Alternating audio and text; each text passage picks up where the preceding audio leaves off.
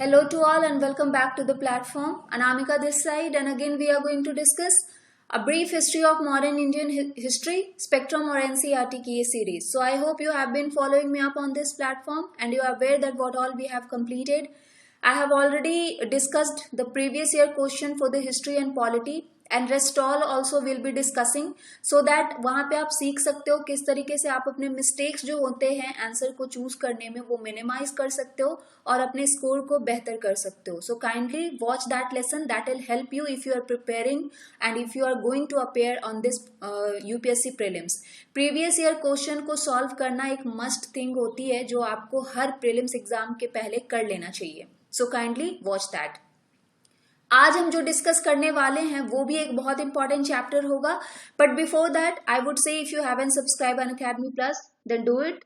Use the referral code rank 10 so that you get extra benefit apart from 10% discount. Unacademy helps you in preparing for your examination in a very strategic manner. Less than 60 days have left, so you can use Unacademy for a good score. और अच्छे से अपनी preparation के लिए आप Unacademy का अभी भी यूज कर सकते हो. One subscription, unlimited benefit you get over here because that is a one stop solution जहां पे आपकी प्रिपरेशन जो है बहुत अच्छे से एनहांस होती है. You get 100% syllabus coverage, prelims और मेंस की टेस्ट सीरीज इवेल्युएशन के साथ. Daily current affair practice is also done here and interview also. आपको एजुकेटर्स जो हैं इंटरव्यू के लिए भी प्रिपेयर कराते हैं. सो ऑल इन वन जहाँ पे आप एक कोचिंग इंस्टीट्यूट ज्वाइन करते हो जहाँ पे वो सारी चीजें मिलती हैं यहाँ भी you get each and every aspects. After that if you belong to Hindi medium then Hindi के कोर्सेज भी ऑलरेडी स्ट्रीमिंग एंड इंग्लिश के लिए भी अवेलेबल है और बायलिंगुअल कोर्सेज भी अवेलेबल है. सो जिसमें भी आप कंफर्टेबल हो you can join it. And after that you have to use the referral code UPSCYT to get the discount of 10%. And as I said, if you use the code rank10 or code 10, then you get extra benefit apart from 10% discount like handwritten notes, book की PDF and personalized mentorship. अगर subscription को लेके आपको कुछ सवाल हैं तो आप कमेंट बॉक्स में साइट कीजिए. It will be taken care of. आप T20 daily current affairs test series को भी ज्वाइन कर सकते हो ताकि आप अपने टेस्ट की एनालिसिस कर पाओ कि आप कितना स्कोर कर रहे हो, कहाँ पे आप मिस्टेक कर रहे हो, कहाँ पे आपके आंसर गलत हो रहे हैं और किस तरीके से आप अपने मार्क्स को जो है ना थोड़ा सा बढ़ा सकते हो, थोड़ा सा स्कोर आप ज्यादा ला सकते हो. वहां पे आप इन लिंक्स को जो क्लिक कर सकते हो हमें ज्वाइन करने के लिए. ओके सो रिफॉर्म मूवमेंट्स जितने भी थे पिछले लेसन में हमने खत्म किया था. हमने जितने भी सोशियो रिलीजियस रिफॉर्म मूवमेंट से रिलेटेड लीडर्स थे जैसे राजा राम मोहन रॉय, ईश्वर चंद्र विद्यासागर और ये सब के बारे में हमने डिस्कस किया था. हमने पूरी मेंस की क्वेश्चन के साथ ये भी डिस्कस किया था कि किस तरीके से ये रिफॉर्म मूवमेंट जो है वो हेल्पफुल हुए थे. आज हम डिस्कस करने वाले हैं नेशनल मूवमेंट 1905 से 1918 का पीरियड जिसे मॉडरेट फेज भी कहा जाता है. ये चीजें हम डिस्कस करेंगे बहुत ही डिटेल में. यहाँ पे आपके मेंस के क्वेश्चन ज्यादा बनते हैं और प्रीलिम्स के भी बनते हैं और मैं आपको बताऊंगी कि प्रीलिम्स में किस तरीके से क्वेश्चन आते हैं और मेंस में किस तरीके से आते हैं और आपको कौन सा अप्रोच लेना है अपने आंसर राइटिंग के लिए. So here the struggle begins for the independence. यहाँ पे ये जो स्ट्रगल की शुरुआत होती है वो किस तरीके से होती है, क्या बेस होती है, क्या नींव होता है, क्या फैक्टर्स होते हैं, वो सारे के करके हम डिस्कस करने वाले हैं. So today topic of the day is beginning of the modern nationalism in India. किस तरीके से इंडिया में नेशनलिज्म का जो है वो ग्रोथ होता है. तो अगर आप फैक्टर्स की बात करते हो जिसने इस मॉडर्न नेशनलिज्म के ग्रोथ में जो है वो एक हेल्प किया था, ये इसको एक बूस्टअप दिया था, देन एक तो सबसे पहला रीजन जो था वो ये था कि इंटरनेशनल लेवल पे वर्ल्ड वाइड जो आप देखो तो बहुत सारे जो है वो अपसर्जेस हो रहे थे जिसने एक जो कहा जाता है कि जो कॉन्सेप्ट था नेशनलिज्म का या फिर राइट ऑफ सेल्फ डिटर्मिनेशन का वो कहाँ से इनिशिएट हुआ था. फ्रेंच रिवॉल्यूशन से. रिवॉल्यूशन तो बहुत सारे हो रहे थे, अमेरिका में भी हो रहा था, फ्रेंच भी रिवॉल्यूशन हुए थे, रशिया में भी रिवॉल्यूशन हुआ था. लेकिन फ्रेंच रिवॉल्यूशन एक ऐसा रिवॉल्यूशन था जो कि आपके वर्ल्ड हिस्ट्री में आपको पढ़ना भी है. वहां पे आपको ये माना जाता है कि नेशनलिज्म का जो फैक्टर है वो काफी ज्यादा ग्रो होने में हेल्पफुल मिला था क्योंकि वहां से जो इंडियन माइंड है वो ये चीजें जाननी, उनको ये बात पता चली थी कि नेशनलिज्म होता क्या है. एक नेशनलिज्म का जो कॉन्सेप्ट है वो इंडियन माइंड्स के लिए यहाँ पे क्लियर हुआ था. और यही इसने दूसरे फैक्टर्स जो थे इंडियन जो यहाँ पे ये वाली यहाँ पे पुनर्जागरण का जो एक काल माना जाता है, वहां पे इंडिया को एक हेल्प मिला था। सो इंडियन रेनेसांस के लिए जो है वो ये अपसर्जेस जो थे वो काफी ज्यादा रिस्पॉन्सिबल भी थे, और इंडियन माइंड जो है वो एक पुनर्जागरण की तरफ अपने हक के लिए जो जानना होता है, अपनी चीजों को जो समझना होता है, एक जो नेशनलिज्म वाला ग्रोथ है, ये सारी चीजें इंडियन माइंड को अब हिट कर रही थी। और तीसरी चीज ये थी कि जो ब्रिटिशर्स थे उन्होंने अपनी सहूलियत के लिए बहुत ज्यादा मॉडर्नाइजेशन करना शुरू कर दिया था इंडिया में, ताकि उनको जो है काफी ज्यादा सुविधा हो चीजों को मैनेज करने में, चाहे पॉलिटिकली या फिर एडमिनिस्ट्रेटिव थिंग में या फिर किसी भी तरीके से। लेकिन इसने क्या किया, एक ऑफशूट किया। जो भी मॉडर्नाइजेशन था ब्रिटिशर्स ने स्टार्ट किया, लेकिन यहाँ पे इंडियन माइंड्स को भी उसकी एक चीज उन्होंने पकड़ी। जब वेस्टर्न इन्फ्लुएंस में वो आए तब वो ये चीजें जानना शुरू हो गए थे कि उनकी जो एक्सप्लॉयटेशन है वो किस तरीके से की जा रही है। मॉडर्न एजुकेशन ने उनको थोड़ा सा एक लेवल अप किया ताकि वो अपने हक को, अपने अधिकारों को पहचानना शुरू कर दे और अपने एक्सप्लॉयटेशन से खुद को बचाना शुरू कर दें। राइट अब उन्होंने मॉडर्नाइजेशन किया, लेकिन किस तरीके से इंडिया को भी फायदा हुआ वो सारी चीजें मैं बताऊंगी डिटेल में। एक और जो फैक्टर था उसमें ये था कि स्ट्रॉन्ग रिएक्शन था ब्रिटिश के इंपेरियलिस्ट पॉलिसी का इंडिया में।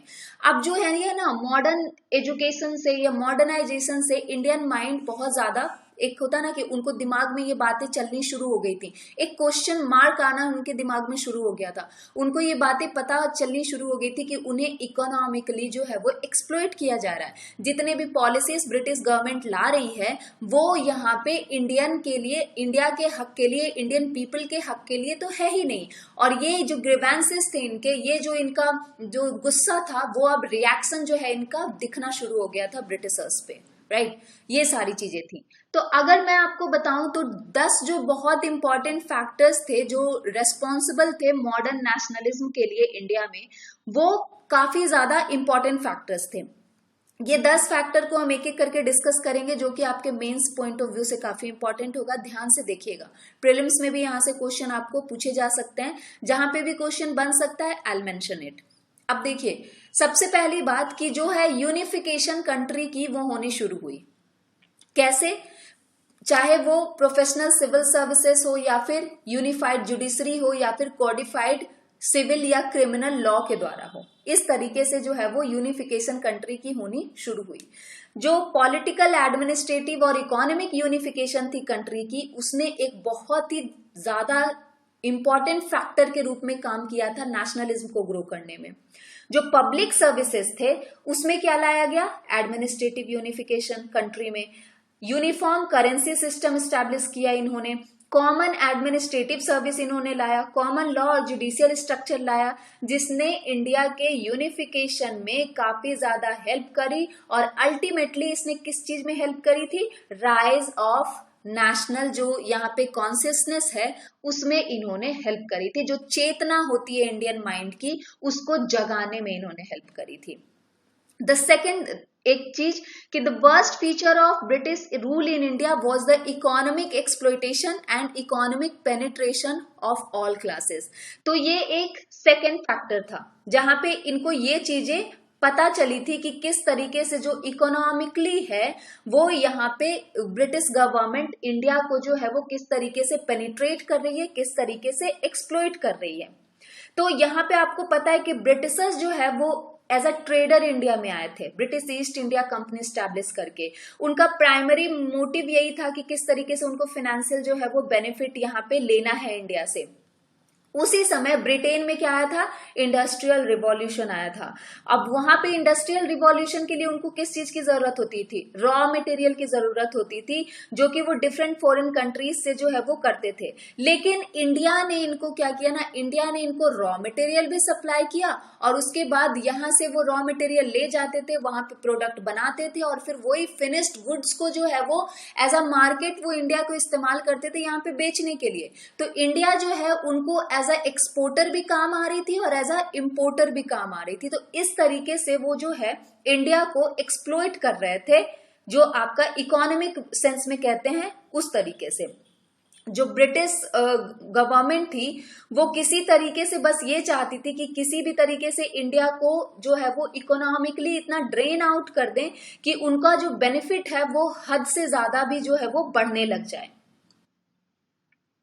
अब यहाँ पे जो ब्रिटिश गवर्नमेंट थी ना वो उनको काफी ज्यादा सिविल और मिलिट्री फोर्सेस को अपने मेंटेन करना पड़ता था।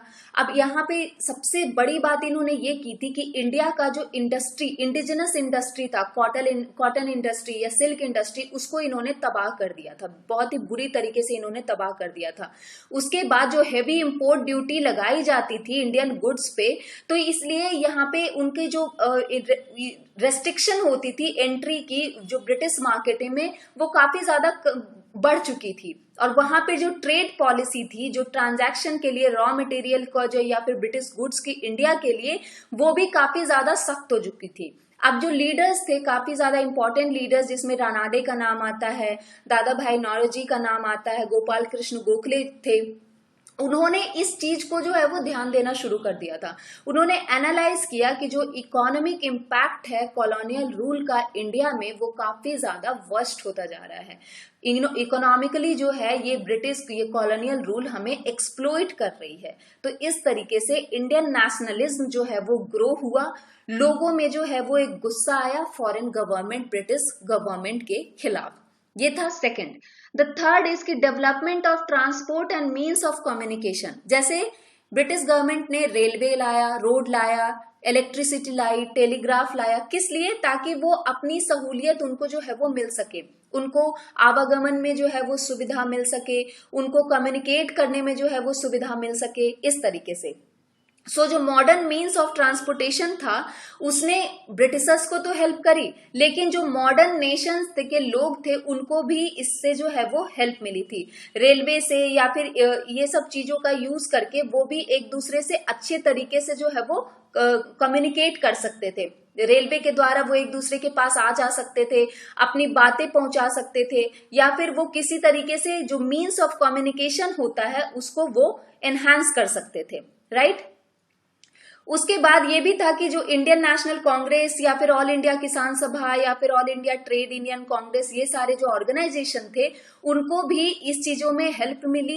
रेलवे ने इनको पॉसिबल कराया कि वो डिफरेंट डिफरेंट विलेजेस में जा सके, डिफरेंट टाउन्स में जा सके, या फिर डिस्ट्रिक्ट या प्रोविंसेस में कॉन्टैक्ट कर सकें, अपनी मीटिंग रख सकें, अपने प्रोग्राम को बना सकें और डिसीजन ले सकें, और उसके बाद जो नेशनलिस्ट मूवमेंट है उसको चला सके। अब आखिरकार अगर मासेस को पता नहीं होगा, अगर इंडियन लोगों को पता नहीं होगा कि कोई मूवमेंट ये लोग करने का सोच रहे हैं, तो वो उसमें पार्टिसिपेट कैसे करेंगे? और पार्टिसिपेट करने के लिए भी उनको एक पॉजिटिव थिंग आपको देना जरूरी है ना, कि भाई ये जरूरी क्यों है, ये मूवमेंट आपको क्यों करना है, ये प्रदर्शन आपको क्यों करना है। तो इस तरीके से ये जो कम्युनिकेशन थे ट्रांसपोर्ट के, उसने नेशन में एक कॉन्फिडेंस लाया कि वो किसी तरीके से जो नॉर्मल मासेस है उन तक पहुंच के इसकी जो बेनिफिट है वो बता सकते थे।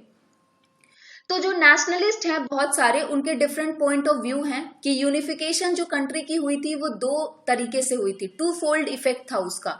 सबसे पहले कि जो economic fate of the people of different regions जो हैं वो लिंक होने शुरू हो गए थे। जैसे कि अब लिंक होने शुरू हो गए थे, जैसे एक रीजन में कहीं पे जो फसलें हैं वो अगर खराब हुई हैं तो दूसरे जो रीजन्स थे उसमें प्राइस और सप्लाई उसको भी वो इफेक्ट करते थे। और दूसरी चीज यहाँ पे ये थी, सेकेंड जो रीजन यहाँ पे माना जाता है कि modern means of transport and communication लोगों को साथ लाया। ऑब्वियसली मैंने कहा लीडर्स कम्युनिकेट कर सकते थे, मूवमेंट चला सकते थे, डिफरेंट रीजन्स में लोगों से मिल सकते थे, अपने मीटिंग्स रख सकते थे, ऑर्गेनाइज कर सकते थे खुद को। तो ये दो तरीके से हुई थी चीजें।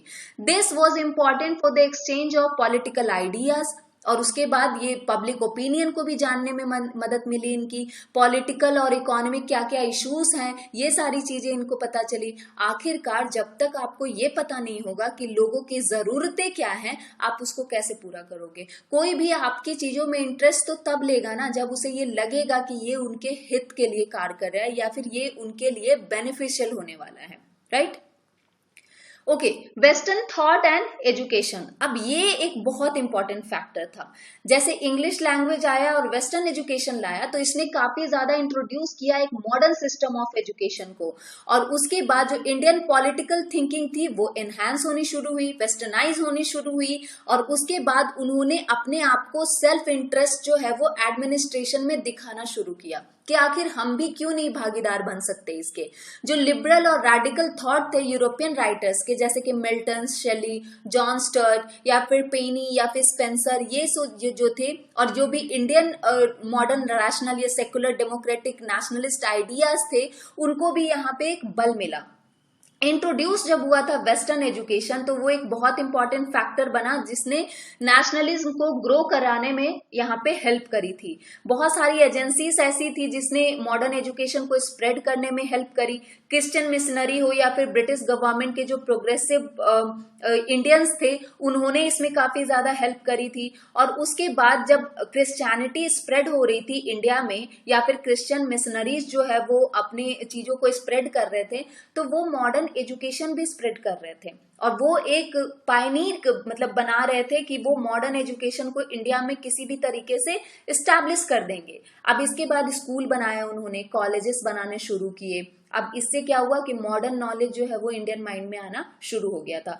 पॉलिटिकली, एडमिनिस्ट्रेटिव थिंग में, या इकोनॉमिक जो नीड थी ब्रिटेन की, उसने अपने मोटिवेट करना इससे शुरू किया, और इससे लोगों में जो है वो एक कॉन्शियसनेस वाली स्थिति आनी शुरू हो गई थी।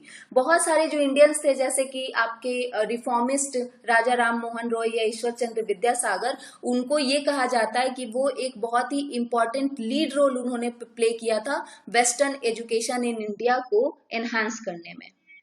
अब यही जो लीडर्स थे आपके, जैसे कि विवेकानंद या गोखले या फिर फिरोज शाह मेहता या सुरेंद्र नाथ बैनर्जी, इन्होंने क्या किया, सोशल, रिलीजियस और पॉलिटिकल मूवमेंट स्टार्ट किए, जो कि हमने पिछले लेसन में कंप्लीट किया। और ये जो थे इंग्लिश एजुकेटेड पीपल थे, जिनको ये पता था कि वेस्टर्न एजुकेशन का क्या फायदा हो सकता है, और इसीलिए जो सोशल एविल्स थे, जो सोशल इल्स थे, जो सोसाइटी में प्रिवेल कर रहे थे, उनको दूर हटाने में इन्होंने मदद करी। इंग्लिश लैंग्वेज जो है वो एक कम्युनिकेशन का माध्यम बन चुका था, किसके बीच में, एजुकेटेड इंडियंस के बीच में, और वो अब अपने आप से एक दूसरे से जो है वो क्लोज कांटेक्ट बना सकते थे। उनको वेस्टर्न आइडियाज से बहुत सारी चीजें पता चल रही थी, वेस्टर्न कल्चर से, वेस्टर्न लैंग्वेज से वो बहुत सारी चीजें जो है वो सीख रहे थे। मैंने आपको बताया कि इसने डेमोक्रेटिक और रैशनलिस्ट आउटलुक जो था उसको बिल्डअप करने में काफी ज्यादा मदद करी, और ऊपर से राइटर्स जो थे वो अलग से हेल्प कर रहे थे। जो भी कॉन्साइसनेस वाली स्थिति थी या फिर कॉन्सियसनेस थी, उन्होंने अपने एक्सप्रेस करने शुरू कर दिए, उनकी चेतना जो है वो डिस्कस होनी शुरू हो गई। वो प्रॉब्लम को डिस्कस करने लग गए थे कि ये प्रॉब्लम जो है उसका सॉल्यूशन क्या हो सकता है, किस तरीके से हम इकोनॉमिकली या एडमिनिस्ट्रेटिव या सोशल थिंग में इंडिया के जो एजुकेटेड इंडियंस थे उनमें पॉलिटिकल अवेकनिंग किस तरीके से आनी शुरू हो गई थी, और किस तरीके से वो पॉलिटिकल मूवमेंट जो है वो ऑर्गेनाइज करना शुरू कर चुके थे। राइट अब ये जो इनमें से एजुकेटेड लोग थे उसमें से लिबरल प्रोफेशनल्स ज्यादा थे, जिन्होंने इंग्लैंड को विजिट किया ताकि वो हायर एजुकेशन ले सकें, चाहे वो लॉयर्स हो या फिर डॉक्टर्स हो। They saw the working of modern political institution. अब वो उनको पता चला कि किस तरीके से जो मॉडर्न पॉलिटिक्स है वो कारगर होता है, किस तरीके से सिचुएशन डेवलप होता है। फिर उसके बाद इंग्लिश एजुकेटेड क्लासेस जो थे वो काफी ज्यादा एवर एक्सपैंडिंग हो रहे थे, और उसमें मिडिल क्लास इंटेलिजेंसिया जो है वो काफी ज्यादा ऊपर उठ के आ रहा था, एक मिडिल क्लास काफी ज्यादा ग्रो कर रहा था। तो नेक्स्ट जो था आपका यहाँ पे, the third reason is, third factor was role of press and literature. तो यहाँ पे अपनी चीजों को, अपने बातों को जाहिर करने के लिए मॉडर्न प्रेस ने काफी ज्यादा इनकी हेल्प करी थी, इमर्ज जब ये हुए थे। तो सेकेंड हाफ जब 19th सेंचुरी का आ रहा था, तो उसमें जो इंग्लिश न्यूज़पेपर है वो छपने शुरू हो गए थे, लोकल लैंग्वेज में भी छपना इन्होंने शुरू कर दिया था ताकि जो लोकल लोग हैं उनको ज्यादा बातें समझ में आ सके। अब राजा राम मोहन रॉय को फाउंडर कहा जाता है नेशनलिस्ट प्रेस इन इंडिया। किसे कहा जाता है? राजा राम मोहन रॉय को। ये क्वेश्चन बन सकता है, सो ध्यान में रखिएगा। उस समय ऑलमोस्ट 169 न्यूज़पेपर पब्लिश हो रहे थे वर्नाकुलर लैंग्वेज में, और उसके बाद उनके सर्कुलेशन भी काफी ज्यादा हो रही थी। इस तरीके से इसने मॉडर्न आइडियाज को, सेल्फ गवर्नमेंट को, डेमोक्रेसी को, सिविल राइट्स को या इंडस्ट्रियलाइजेशन को जो है वो स्प्रेड करने में हेल्प किया था। न्यूज़पेपर जितने भी छप रहे थे या फिर जर्नल्स या पैम्पलेट्स या ये सारी जो चीजें थे, उससे वो अपने पॉलिटिकल आइडियाज को एक्सचेंज कर पा रहे थे, जितने भी नेशनल लीडर्स थे या जो भी मूवमेंट्स चला रहे थे। तो एक सोशल इंस्टीट्यूशन के लिए ये काफी ज्यादा रेस्पॉन्सिबल था, ताकि लोगों के जो थॉट्स हैं वो एक्सचेंज हो सके और उसका जो दायरा है वो काफी ज्यादा वाइड स्प्रेड हो सके। अब यहाँ पे जो राजा राम मोहन रॉय है उनको फाउंडर कहा जाता है नेशनलिस्ट प्रेस इन इंडिया का। उन्होंने संबद कुमुदी जो है बंगाली में पब्लिश करी, मिरातुल अकबर उन्होंने पर्शियन में पब्लिश करी। वो एक बहुत ज्यादा एक लिंग्विस्टिक पर्सन थे, वन पर्सन, और उनको डोजन ऑफ लैंग्वेजेस आते थे, पता नहीं, अरेबिक, हिब्रू, फ्रेंच, स्पेनिश, सारे लैंग्वेजेस वो जानते थे। तो बहुत ही मतलब बहुत ब्रिलियंट इंसान थे वो। अब जो लोकल लेवल पे है, नेशनल अवेकनिंग के लिए, नेशनल कॉन्शियसनेस के लिए बहुत सारे जो न्यूज़पेपर है वो छपने लगे थे, जैसे अमृत बाजार पत्रिका, बंगाली, और इंडियन मिरर आ रहा था, मद्रास मेल आ रहा था, मराठा केसरी, ये तो बहुत इंपॉर्टेंट थे। इसने जो ब्रिटिशर्स के फेलियर थे उसको एक्सपोज करने में जो है वो हेल्प किया था। जो नेशनल मूवमेंट हो रहे थे तो उसमें एक जो भी प्रेस का रोल था वो काफी ज्यादा इंपॉर्टेंट इसलिए भी माना जाता है क्योंकि पॉलिटिकल एजुकेशन और प्रोपेगेंडा को फैलाने में इस प्रेस के माध्यम से जो नेशनलिस्ट थे उनको काफी ज्यादा हेल्प मिली थी। और इंटरनेशनल वर्ल्ड में जो हो रहा था, जैसे फ्रेंच रिवॉल्यूशन, अमेरिकन रिवॉल्यूशन जो हो रहा था, तो वो इंडिया के लोगों को भी तो प्रेस से ही पता चल रही थी ना, लोकल मासेस को तो प्रेस से ही पता चल रहा था, ऐसे कैसे पता चलेगा। तो इस तरीके से इसने काफी ज्यादा हेल्प किया था इस चीज में। उसके बाद है रीडिस्कवरी ऑफ इंडियाज पास्ट। अब जो इंडियन माइंड था ना वो ये बन चुका था कि वो ब्रिटिशर्स के नीचे है, उनके दबे हुए हैं। लेकिन जब इंडिया के पास्ट को, उसके कल्चर को लोगों ने बताना शुरू किया, तब इंडिया के लोगों को ये बात पता चली कि भाई हम किसी से कम नहीं हैं। इंडिया जो है वो काफी ज्यादा एक ग्लोरियस रूप में जो है वो रह चुका है पहले ही। हमें जरूरत नहीं है किसी भी ऐसे चीज की जो हमें मतलब एक रिकग्निशन दे। इंडिया का ऑलरेडी एक रिकग्निशन पहले से ही है, उसमें किसी भी चीज की हेल्प लेने की हमें जरूरत नहीं है यहाँ पे। सो द हिस्टोरिकल रिसर्चर्स, जो जितने भी यूरोपियन स्कॉलर्स थे या फिर जो इंडियन स्कॉलर्स थे, उन्होंने इंडिया की ग्लोरी को इंडिया के लोगों के सामने लाना शुरू किया था। उन्होंने बहुत सारे जो संस्कृत टेक्स्ट थे उसको इंग्लिश में और डिफरेंट लैंग्वेजेस में ट्रांसलेट करना शुरू किया, चाहे वो रामायण हो, चाहे वो महाभारत हो, या फिर जो फिलोसॉफिकल थिंक थे उसको भी इन्होंने, हेरिटेज को, इंडिया के कल्चर को, ये सारी चीजों को जो है इंडियन मासेस में जगाना शुरू किया, उनको बताना शुरू किया कि इंडिया की ग्लोरी क्या रही है, जिसमें आरजी भंडारकर, आरएल मित्रा और स्वामी विवेकानंद ने काफी ज्यादा इंपॉर्टेंट रोल प्ले किया कि जो वो एक इंडिया के पास्ट का एक नया पिक्चर कैसे लोगों के सामने रख सकें। उसके बाद उन्होंने इसके थ्रू जो है पॉलिटिकल, इकोनॉमिक और सोशल इंस्टीट्यूशन जो है उसको, उसके कैरेक्टरिस्टिक को आउटसाइड वर्ल्ड को, या फिर जो रिच हेरिटेज इंडिया का था आर्ट एंड कल्चर के मामले में, या फिर जो सोने की चिड़िया ये कही जाती थी, ये बातें इन्होंने लोगों को बताई।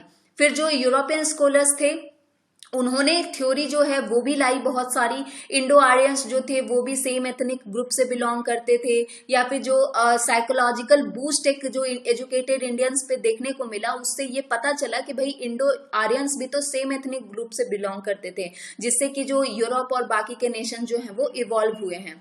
The self respect and confidence जो है इनमें आना शुरू हुआ।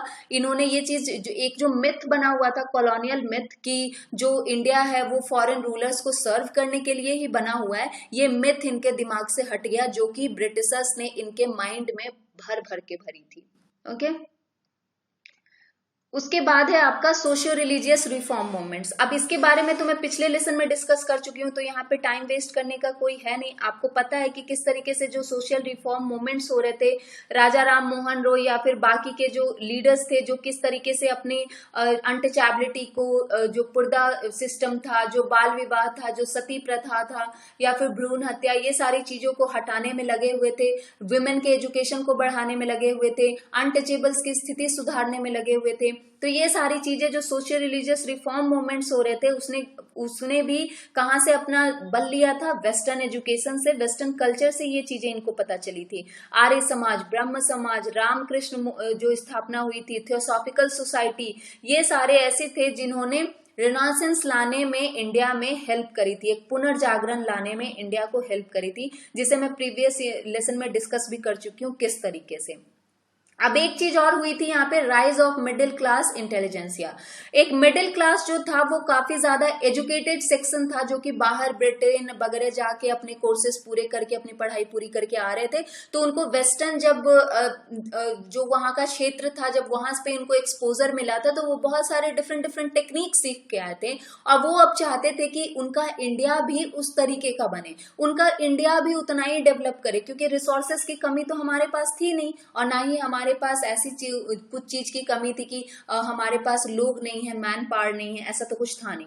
तो फाउंडेशन अगर आप कहोगे ना, बिपिन चंद्रा का एक ओपिनियन ये कहता है कि इंडियन नेशनलिस्ट मूवमेंट जो है वो किसके द्वारा फाउंडेड हुआ था, वो हुआ था मॉडर्न इंटेलिजेंसिया जो ग्रुप था, जो ये मिडिल क्लास पीपल थे, उनके द्वारा फॉर्म हुआ था।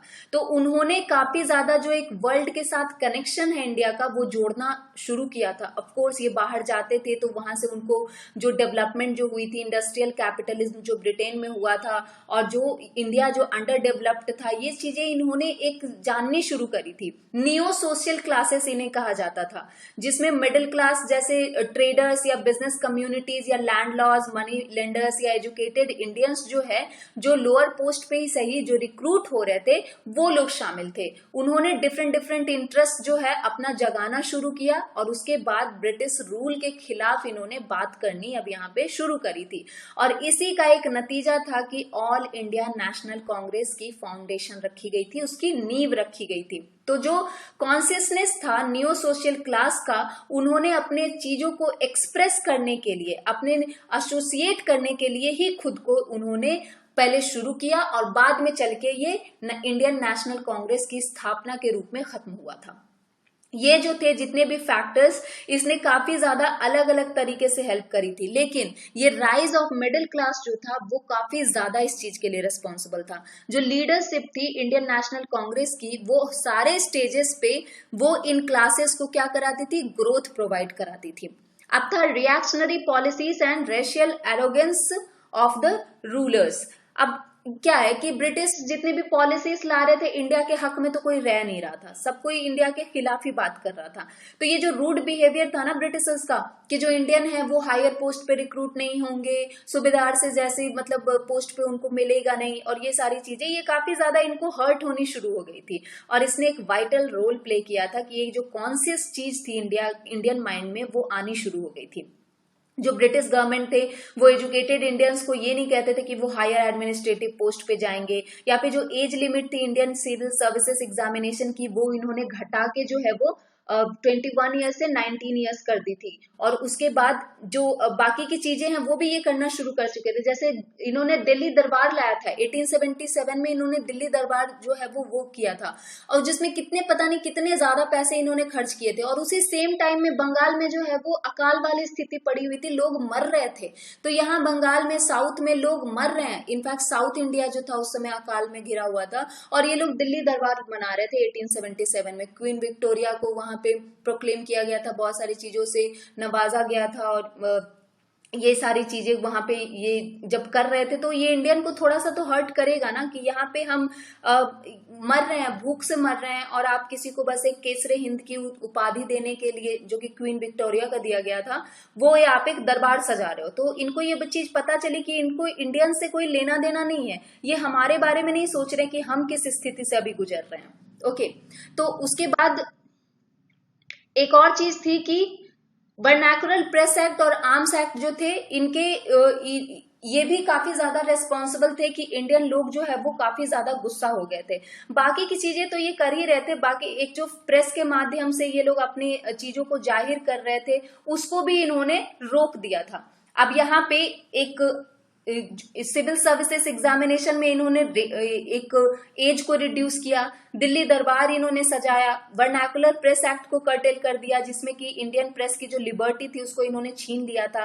आर्म्स एक्ट में इन्होंने इंडियन को मना कर दिया कि आप कोई भी आर्म्स एंड एमिनेशन नहीं रख सकते हो विदाउट लाइसेंस, और हम जब चाहें आपको उससे छीन भी सकते हैं और आपको उस बेसिस पे जो है वो गिरफ्तार भी किया जा सकता है। उसके बाद अबॉलिश किया था इन्होंने इम्पोर्ट टैक्स को ऑन फॉरेन कॉटन क्लॉथ, जिसने इंडियन टेक्सटाइल इंडस्ट्री को एक बहुत बड़ा धक्का दिया था। और उस समय एक जो जिस समय लॉर्ड रिपन थे तो इसके बाद आया इल्बर्ट बिल कंट्रोवर्सी। तो इस समय क्या हुआ था कि जो इंडियन जजेस थे उनको अलाउ किया गया था कि आप कोई भी यूरोपियन को ट्राई कर सकते हो, उनको ट्रायल दे सकते हो आप अलोंग विथ इंडियंस। सो इस पे जो है इल्बर्ट बिल पे काफी ज्यादा कंट्रोवर्सी होनी शुरू हो गई थी। ब्रिटिशर्स ने इसको अपोज किया कि नहीं, एक इंडियन जो है वो कैसे किसी यूरोपियन को ट्रायल पे ले सकता है, और ये इनकी अल्टीमेटली उनके जो है वो गट्स पे एक बात आएगी। तो इस तरीके से उनको इतना जोर दिया गया ना उनपे कि उनको ये फाइनली जो है वो विड्रॉ करना पड़ा था। सो इसके बाद इन्होंने एक रेशियल डिस्क्रिमिनेशन भी लाया, और इन्होंने सबसे पहला काम क्या किया था, बंगाल को विभाजित करके 1905 में बंगाल विभाजन जो था वो यही कहा जाता है कि इन्होंने एक ऐसी रेशियल डिस्क्रिमिनेशन वाली पॉलिसी लाई थी जिसने इंडियंस को डिवाइड करने के लिए जो है वो रिस्पॉन्सिबल रखा था। और उसी के बाद स्वदेशी मूवमेंट आया था। तो ये सारी चीजें जो हैं वो एक तो जुडिशियल चीज थी, उस पे रिपन ने मॉडिफाई किया बिल को, लेकिन फिर भी उनको ये चीजें वापस लेनी पड़ी थी। तो इस तरीके से इंडियंस को एक पता चीज चल रही थी कि जो ब्रिटिशर्स हैं उनको हम में कोई इंटरेस्ट नहीं है, वो सिर्फ अपनी ही कम्युनिटी के लिए सोच रहे हैं, हमारे लिए वो कुछ भी नहीं सोच रहे। उसके बाद इम्पैक्ट ऑफ इंटरनेशनल इवेंट्स। तो मैंने जैसा कि बताया, जो फ्रेंच रिवॉल्यूशन हो रहा था, जो अमेरिका में रिवॉल्यूशन हो रहा था, जर्मनी में, इटली में जो यूनिफिकेशन हो रहा था, या फिर जब रशिया का डिफीट हुआ था जापान के द्वारा, तो ये सारी चीजों ने इंडियन माइंड को काफी ज्यादा इंस्पायर किया कि अगर जो है ब्रिटेन वहां पे हार सकता है तो यहाँ पे क्यों नहीं हार सकता। तो इस तरीके से इनमें एक पॉजिटिव थिंग आई कि भाई यहाँ पे भी हम इनको भगा सकते हैं यहाँ से। तो ये भी एक काफी ज्यादा इंपॉर्टेंट चीज थी यहाँ पे कॉन्शियसनेस को अवेक करने में इंडियन माइंड का। ओके, तो इस तरीके से आप क्वेश्चन एक्सपेक्ट कर सकते हो। Discuss the factor which led to the growth of modern nationalism. Indian modern nationalism में जिसने ग्रोथ किया था, ये मेंस का क्वेश्चन आपका बन सकता है, और शायद आया भी होगा, मैंने ध्यान नहीं दिया, बट मैं देखूंगी कि ऐसे कोई क्वेश्चन आए हैं कि नहीं। बट ये बहुत ही कॉमन क्वेश्चन है। जैसे कि आप वर्ल्ड हिस्ट्री भी पढ़ते हो ना, तो भी आपको फ्रेंच रिवॉल्यूशन, अमेरिकन रिवॉल्यूशन के टाइम में इस तरह के क्वेश्चन आप एक्सपेक्ट कर सकते हो।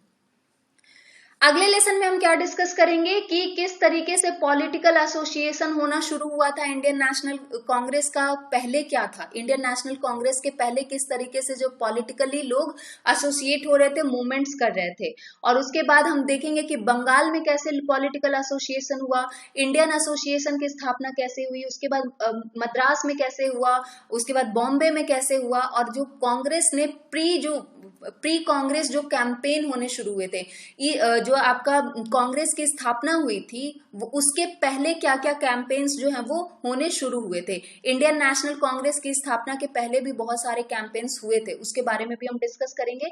और मैं आपको यहाँ पे बताऊंगी कि प्रीलिम्स के लिए क्वेश्चन कैसे बनता है, और फिर हम मेंस के क्वेश्चन भी डिस्कस करेंगे। So do not forget to follow me up on this platform. अगले लेसन को भी आप जरूर फॉलो कीजिएगा। और आप जो ये पूछते हो ना कि कोर्स कब खत्म होगा, इतना ही आप एक दिन में सीख लो, काफी है, ये चल तो रहा ही है। अभी प्रीलिम्स में टाइम है, खत्म हो जाएगा, 10 more days 12 more days and it will be completed. बाकी के कोर्सेज भी है ना, लक्ष्मीकांत की पॉलिटी चल रही है, उसको पढ़िए, वो ज्यादा इंपॉर्टेंट है आपके लिए।